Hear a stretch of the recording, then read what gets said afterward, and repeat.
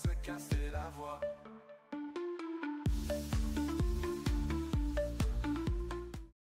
Et ouais, le retour de la Coupe d'Afrique des Nations. Comme promis, je vous ai fait une annonce pour toute la communauté. Je vous ai posé la question. Est-ce que vous avez envie que je parle encore de la Coupe d'Afrique des Nations ou que je change? Il y a eu beaucoup de votes pour la première question. Donc, chose promise, chose faite. En tout cas, bienvenue à tous sur la chaîne MTO Foot. Et aujourd'hui, on replonge dans l'actualité de la Coupe d'Afrique des Nations. Les championnats sont en pause, les équipes sont en pause, la trêve internationale est de retour. Même si ça m'énerve, même si j'en ai marre un peu des pauses entre chaque match, surtout pour le Paris Saint-Germain qui a besoin d'enchaîner. On sait que c'est une équipe qui est en construction, une équipe qui a besoin de plusieurs matchs pour pouvoir se construire. Et ben on va quand même se focaliser sur la Coupe d'Afrique des Nations qui reste quand même, comme j'arrête pas de dire, un tournoi qui est plutôt cohérent. Un tournoi qui se joue à fond. Parce que j'ai l'impression que la Nation League, comme j'arrête pas de vous dire, est un tournoi qui ne se joue pas à fond. Les joueurs n'ont peut-être pas envie d'y participer. Déjà principalement, il y a beaucoup de joueurs qui n'y vont pas parce qu'ils sont blessés. Est-ce qu'ils sont réellement blessés? Je ne sais pas. Est-ce que c'est pas voulu pour que les joueurs ne se blessent pas? Est-ce que les clubs n'ont pas réclamé aux joueurs de se blesser pour ne pas y participer? Je ne sais pas, mais c'est peut-être une question qu'on peut se poser. Parce que c'est une compétition que moi je trouve ennuyante, qui ne sert à rien. Encore ça serait l'Euro ou la Coupe du Monde, allez pourquoi pas. Mais la Nation League, je dirais que c'est une compétition qui a été rajoutée en trop et c'est bien dommage. En tout cas aujourd'hui, on reprend les avant-matchs, les pronostics et on va se concentrer sur deux matchs. Les deux premiers matchs que je vais parler dans cette série en attendant le retour des championnats sont la Guinée équatoriale qui va recevoir l'Algérie, mais aussi la Namibie qui va recevoir le Cameroun. On va commencer par le deuxième que j'ai dit, Namibie-Cameroun, parce qu'ils jouent avant et après on se concentrera sur Guinée équatoriale, Algérie. Comme à chaque fois, hein, petit avant-match, on va parler de quand, où les matchs auront lieu, à quelle heure, les formes actuelles, les classements. On va regarder un petit peu tout et après je vous donnerai mon pronostic pour chaque match. En tout cas, j'espère que la vidéo va vous plaire. Bon visionnage. Avant que la vidéo commence, n'oubliez pas l'abonnement, le petit like, le petit commentaire pour le référencement et n'hésitez pas à partager les potes. On est parti maintenant sur le premier match entre la Namibie et le Cameroun.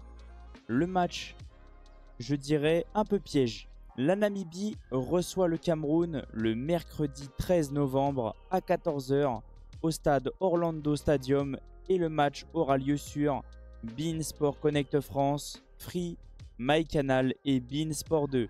On est déjà à la 5e journée des phases de qualification de la Coupe d'Afrique des Nations. Oui, ça va très vite. Au niveau du classement FIFA, et là ça va refléter un petit peu les cotes, mais comme je dirais, c'est un match très piège. On peut le voir, le match aller, il n'y a eu que 1-0. Au niveau du classement, le Cameroun est classé 49e contre 113e pour la Namibie. Au niveau des cotes, comme j'arrête pas de dire à chaque fois pour tous ceux qui parient, faites attention parce que ça peut être dangereux. Mais pour ceux qui ont moins de 18 ans, les paris sont interdits.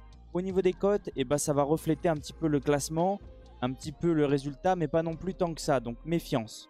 La victoire côté Cameroun est cotée à 1,58. Le match nul est coté à 3,40 et la victoire côté Namibie est cotée à 5,25. Ça reste quand même une grosse cote. Ça reste quand même un favori, le Cameroun, qui va affronter une équipe en grande difficulté comme on peut le voir. Sur les 5 derniers matchs, ils sont sur 5 défaites. Côté camerounais, on est sur 3 victoires et 2 matchs nuls. On peut le voir, il y a quand même un avantage. Je pense que c'est pour ça les cotes. Mais on peut le voir, le Cameroun sera à l'extérieur. La Namibie a été capable de mettre en difficulté sur le match aller le Cameroun. Donc, méfiance, parce que ça peut être quand même très serré. Au niveau des face-à-face, on peut le voir, ça reste quand même très serré. Hein. C'est pour ça que je vous dis méfiance. Une victoire côté Cameroun, une victoire côté Namibie et un match nul. Et à chaque fois, on peut le voir, c'est des matchs très serrés.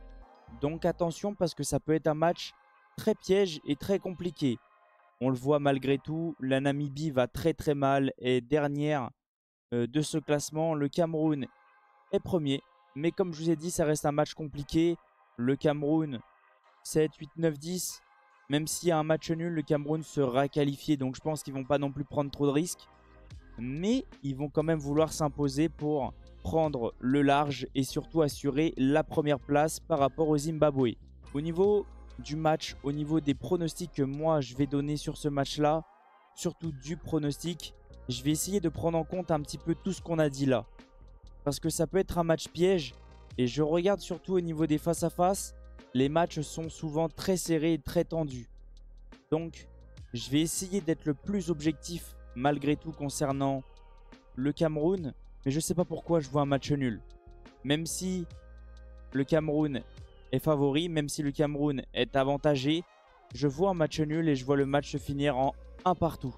À chaque fois, on le voit, il n'y a pas non plus énormément de buts pendant ces matchs entre ces deux équipes.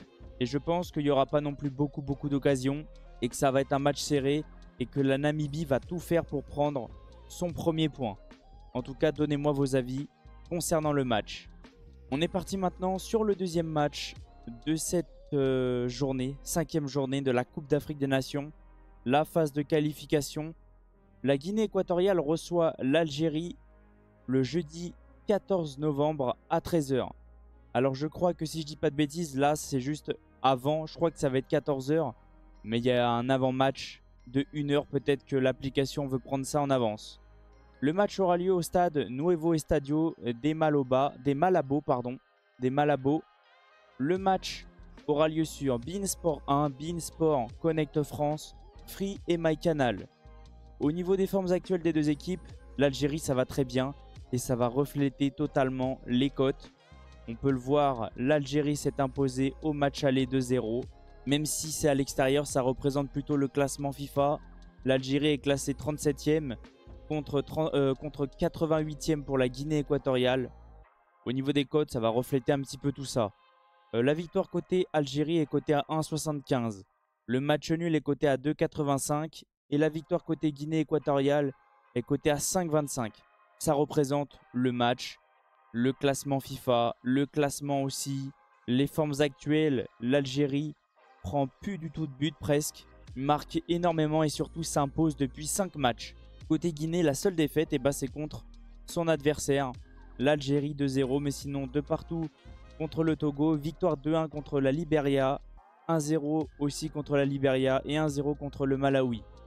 Au niveau du classement, premier contre deuxième. On le sait, l'Algérie est qualifiée d'office parce que les deux autres équipes sont à 2 et à 1. Mais je pense qu'ils vont vouloir s'imposer malgré tout pour sécuriser la première place.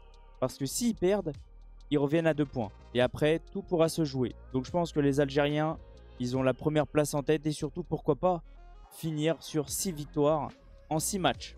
Peut-être c'est possible. Au niveau des face-à-face, ça reste malgré tout serré. Une victoire côté Algérie, une victoire côté Guinée équatoriale. Ça reste des matchs peut-être tendus, serrés, 1-0, 2-0. Mais là, je vois quand même encore l'Algérie continuer dans sa forme.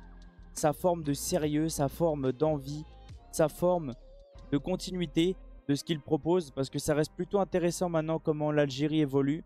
Ça va être tendu malgré tout. Je vois pas un gros score autant élevé que le match aller. Je vois l'Algérie s'imposer sur un score de 1-0. Ça va être tendu, mais je pense que les Algériens vont venir à bout de la Guinée, surtout de la défense, qui va tout faire pour pouvoir tenir et pour pouvoir peut-être avoir une occasion et contrer quand l'Algérie va pousser. Mais moi, je vois quand même, malgré tout, la physionomie comme ça et je vois les Algériens s'imposer 1-0. En tout cas, donnez-moi vos avis concernant les deux matchs, les deux pronostics, les deux avant-matchs.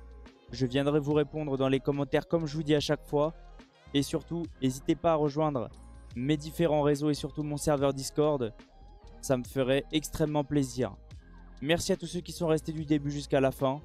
Et on se retrouve très prochainement pour le prochain avant-match. Je pense que ça sera demain pour avoir 2 autres avant-matchs. Je vous laisse sur ça. Et sur ce, on se retrouve demain. Ciao les potes. As I say we're friends, whatever happened to that, I don't care if you're a man, you don't love me to the end.